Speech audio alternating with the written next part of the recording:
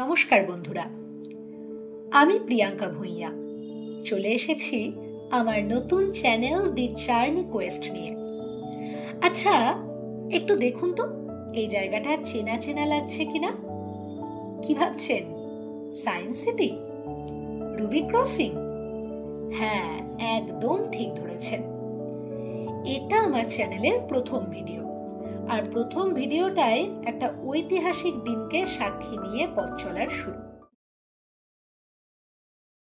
এবার আসুন চট করে ঘুরে দেখে নেওয়া যাক এই বরুণ সেনগুপ্ত মেট্রো স্টেশন। শুক্রবার, নোয়াপাড়া বিমানবন্দর, শিয়ালদা ধর্মতলা, রুবির মোড়, বেলেঘাটা নতুন 3 রুটের উদ্বোধন করলেন স্বয়ং প্রধানমন্ত্রী।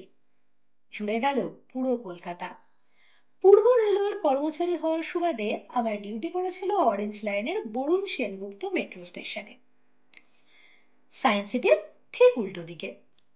সল্টলেক এবং নিউ টাউনের মাধ্যমে নিউ গড়িয়াকে নেতাজি সুভাষচন্দ্র বসু আন্তর্জাতিক বিমানবন্দরের সাথে যুক্ত করছে এই অরেঞ্জ লাইন। দুর্গাপুজোর আগেই কলকাতা শহর জুড়ল নতুন 3 মেট্রো লাইন। 22শে আগস্ট কলকাতা মেট্রোর 3টে সম্প্রসারিত লাইনের উদ্বোধন হলো। নোয়াপাড়ার সঙ্গে যুক্ত হলো দমদম বিমানবন্দর অর্থাৎ জয় হিন্দ। শিয়ালদার সাথে যুক্ত হলো এসপ্ল্যানেড। রুবি অর্থাৎ হেমন্ত মুখোপাধ্যায়ের সাথে জুড়ল বেলেঘাটা। হাওড়া থেকে শিয়ালদা এখন স্রেফ 11 মিনিটের যাত্রা। গঙ্গার নিচ দিয়ে 1 মিনিটে বিমানবন্দরে। পরিবহনের ভোল বদলালো মেট্রো। এই বরুণ সেনগুপ্ত মেট্রো স্টেশনের অবস্থান পশ্চিমবঙ্গের কলকাতার ধাপা এলাকায়, যা Dhapa, RTC royal Bengal, ZW Marriott এবং সায়েন্স সিটি এলাকায় পরিষেবা প্রদান করছে। কিন্তু কে ছিলেন এই বরুণ সেনগুপ্ত? কতটুকু জানি আমরা তার সম্বন্ধে? আসুন জেনে নেওয়া যাক এই বিখ্যাত ব্যক্তিত্ব সম্পর্কে কিছু কথা। বরুণ সেনগুপ্ত এমন একজন মানুষ, এমন একজন সাংবাদিক, যিনি রাজনৈতিক সংবাদকেও গৃহস্থের রান্নাঘরে পৌঁছে দিয়েছিলেন। বর্তমান বাংলাদেশের বরিশালে জন্ম তার। বরুণবাবু আনন্দবাজার পত্রিকায় যোগ দেন 1959 সালের শেষ দিকে। তখন থেকে তার পেশাদার সাংবাদিক জীবনের শুরু।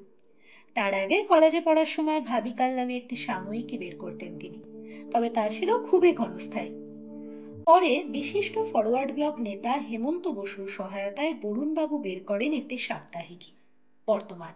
হ্যাঁ, আমাদেরই বর্তমান। ওই নামেই 1984 সাল থেকে প্রকাশিত হচ্ছে বরুণ সেনগুপ্তের হাতে তৈরি দৈনিক। তিনি যার প্রতিষ্ঠাতা সম্পাদক। তার প্রতি যোগ্য সম্মান প্রদর্শন হলো সায়েন্স সিটির এই মেট্রো স্টেশনটার নামকরণে।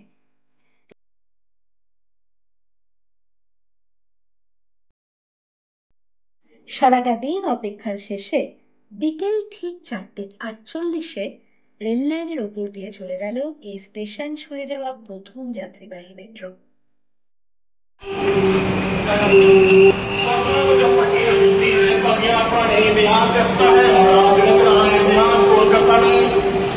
हरी झंडी दिखाते ही तीनों कॉरिडोर पर ट्रेन अपनी पहली यात्राओं पर रवाना। ऐतिहासिक मुहूर्त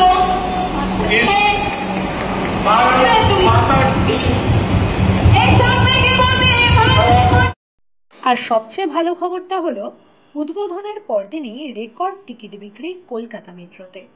হাওড়া ময়দান থেকে সেক্টর 5 পর্যন্ত একদিনে বিক্রি 34,60,000 টাকার টিকিট, যার মধ্যে হয়েছে 8.63 লক্ষ টাকা ইউপিআইতে লেনদেন। অর্থাৎ যানজটের অবসান, পূরণ হলো কলকাতাবাসীর স্বপ্ন।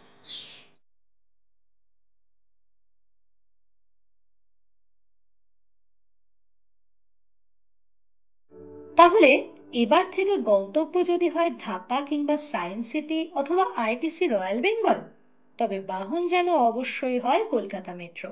আমাদের গর্ব, আমাদের ঐতিহ্য, আমাদের ভালোবাসা। নমস্কার।